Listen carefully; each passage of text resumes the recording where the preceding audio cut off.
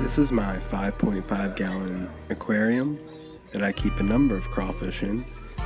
I lost count over the years of the exact number of crawfish in here due to breeding and feeding them off to my cichlids and catfish. I keep a number of babies in another tank that's a little bit smaller than this. I took the top off of my aquarium to give it a rimless, more aesthetically pleasing look. I can make a video on that in the future, but there's plenty of videos on YouTube explaining how to do that. The way I did, by just taking it off or by making it from scratch yourself. If you're planning on keeping crawfish, you should try to make the tank as comfortable as you possibly can for them by a number of steps that I'll go through in this video. The first being, you want to have rocks and caves for them. Some people put PVC pipes or any kind of tubing will work well, a container even. I just use rocks and pile them up.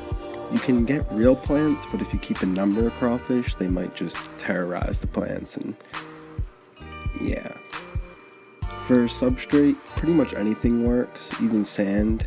They don't really seem to be bothered to eat it like other animals like them, so they do pretty much well on all types of substrate. Crawfish like to eat a number of things. They'll eat basically anything. They'll eat rosy red minnows. That's right, they'll eat live fish, crawfish, other species of crawfish, younger crawfish.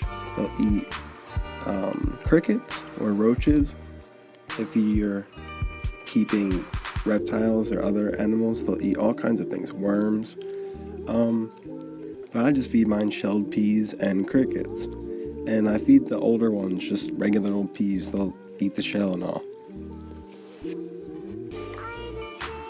You can also feed them cichlid pellets that sink to the bottom, or catfish pellets that sink to the bottom. You can feed them anything, like I said. But I keep some eggshells in there with mine because crawfish go through a molting period where they drop their shell and they'll have a soft shell for the next few weeks.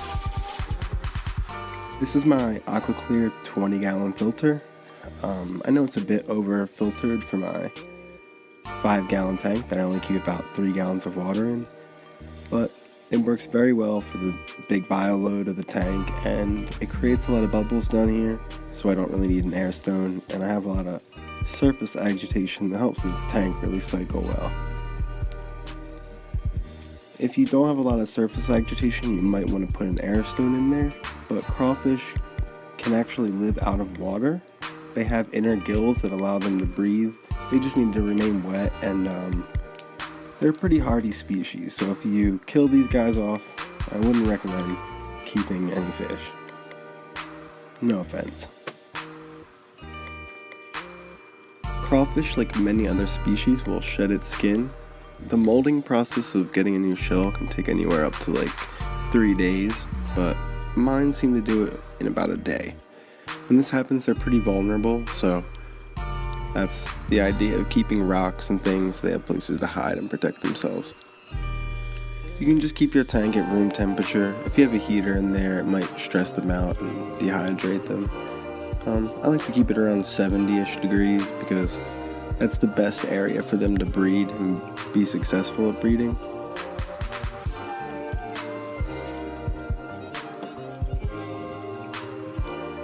There's a species of crawfish that is blue, and also white ones and more colorful ones, but they seem to be more rare, with the most common being red and marbled color. Crawfish seem to grow up to 3 to 4 inches long, but they can get much bigger in wild, deep lakes. There's over 350 species of crawfish in America, but over 500 and discovering every more every year. There's a crawfish that is called a dwarf crayfish that's really, really tiny, and you kind of need a microscope to see it. They're definitely for more advanced keepers, but maybe one day, right?